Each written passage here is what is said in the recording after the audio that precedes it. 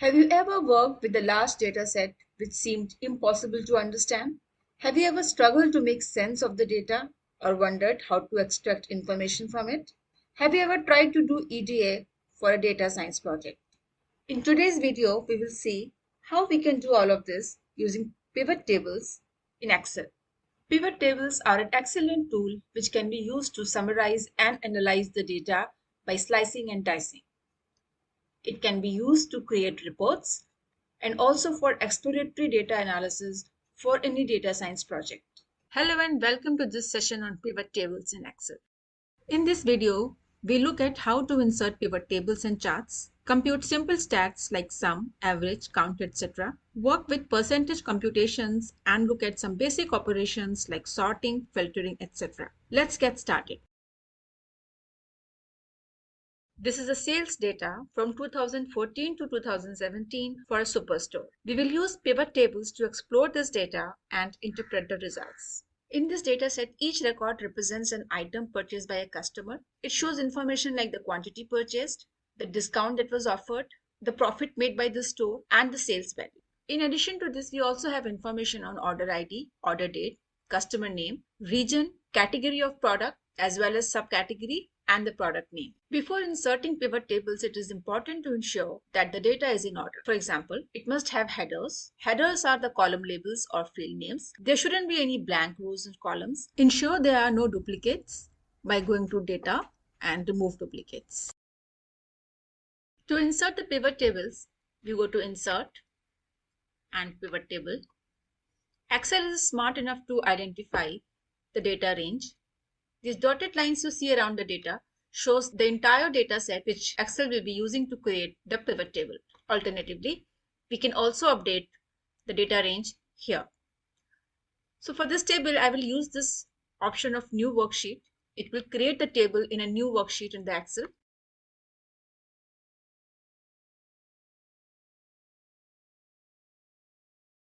Now let's say I want to analyze sales data. I select sales and Excel will automatically add the sum of all the sales values here. Now this is a total of all the sales made from 2014 to 2017. If we want to look at the year-wise sales, we will drag this order date here in this section for rows.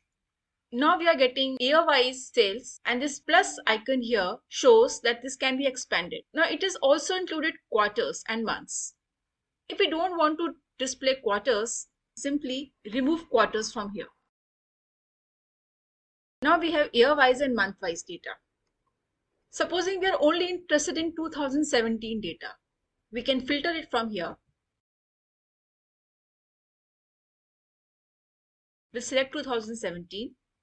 Now it shows sales for only 2017. It's difficult to analyze the sales pattern looking at the numbers. Showing it in a chart would be better. With this pivot table selected, we go to pivot chart and we select a trend line. We also have filters here which can be used to filter the data accordingly. If we want to see the region-wise sales, for that again we go to the data and we insert new pivot table. Since we want to analyze region-wise sales, we will select region and we'll drag it to the rows. Now we have all the regions displayed here in rows. We'll select the sales value and we'll drag it into this pane. Now this pivot table shows sales for all the regions. If you only want to see data for 2017, all we have to do is drag this year in this filter section and we have this filter available here.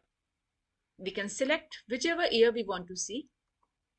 I will select 2017 here. And this is the sales data for 2017. It's sort of difficult to make sense of which region did better than the other. So having this sales shown in terms of percentage would be a good idea. We'll have this pivot table selected and we'll come here. We'll select the value field settings and we'll come to this tab, show value as, and instead of no calculation, we will say percentage of grand total. And now we see this information as a percentage. We can even sort this data if we want. To do that, go to more sort options and select any field on which we want to sort. For alphabetical sorting, we can use region as a field, but here we want to sort it based on sum of sales. Now it is so easy to see that the West region contributes most to the sales. Let us now look at product category-wise sales breakup for 2017. This time, I will choose the second option, which will insert the table in one of the existing sheets. We will give the reference of the sheet and cell where we want the table to be inserted. Since we want to show product category-wise sales breakup, we need to have product category here. So by dragging it into the column section, shows us the product categories in column.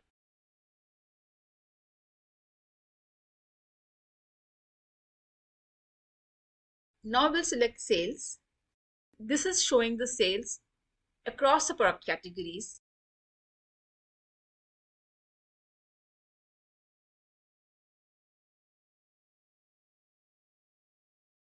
If we also want to know how many orders were created across these product categories, we will have to look at the count of orders for each product category.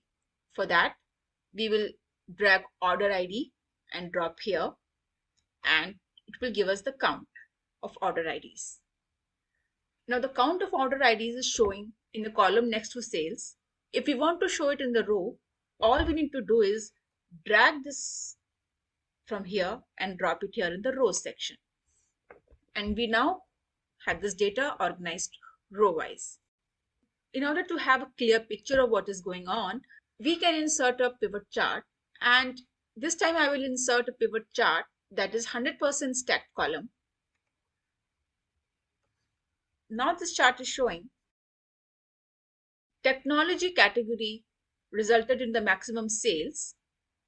However, maximum number of orders were placed for the office supplies category. So far, we have seen region-wise and product category-wise sales breakup. What if we want to break up the sales according to region and category both? We insert a pivot table in a new worksheet. Since we want to display the sales breakup according to region and product category, we need to have both in our pivot table. So we'll select the region from here and we'll put the product category in the column section. And finally, we will drag the sales and put it in the values section.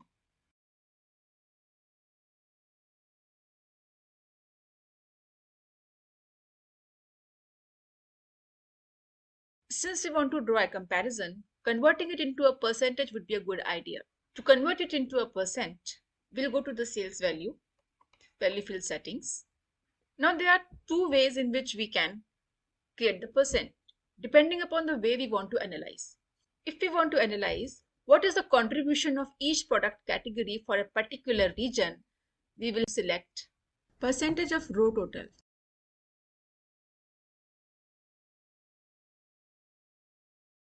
So now, if you see, the total of each row is 100%, and what this means is that for central region, furniture category made up for 30% of sales and office supplies made up for 40% of sales. We can also analyze it product category wise and find out which region contributed the most. To do that, I'll create another table, but this time I will copy this and I will paste it here. Since the analysis is to be done category wise, I will change the percentage of row total to percentage of column total.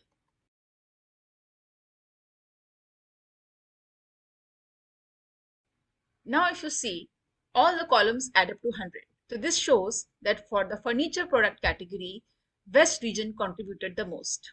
If we don't want to show the grand totals or the row totals, we'll right click, pivot table options, go to totals and filters and uncheck these boxes. These boxes will remove the row total and column total.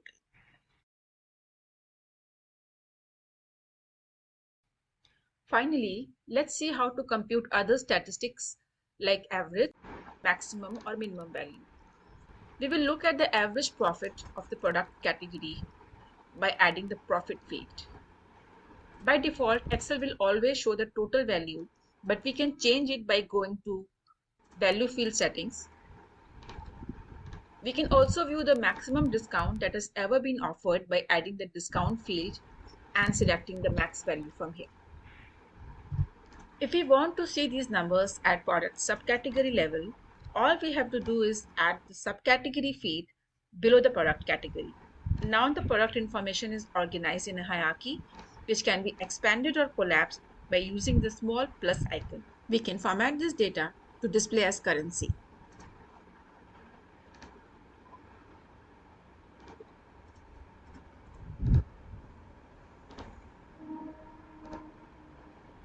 Double-clicking on any cell will open up the underlying data linked to that value. If we want to view or change the source data, we will select the pivot table, go to Analyze, and change data source. To view the list of fields for a pivot table, we will select the table, go to Analyze, and select Field List. So you see how easy it is to explore the data using pivot tables. In this session, we covered the basics of pivot table, which can help you in getting started with data analysis. We saw that pivot tables can be inserted on a new or existing tab. We can view or change the underlying data source. Pivot tables allow for basic operations like filtering, sorting, or formatting of the data. We can compute various statistics, display the value as is or as percentages. We looked at the difference between percentage of rows and percentage of column. We saw that row or column totals can be hidden or displayed on pivot tables. 2D pivot tables can be created by adding 2 dimensions along rows and columns. Not only this, we also saw how pivot charts can be used for easy visualization. Try it out and let me know if you have any queries. I'll be happy to help. Bye for now.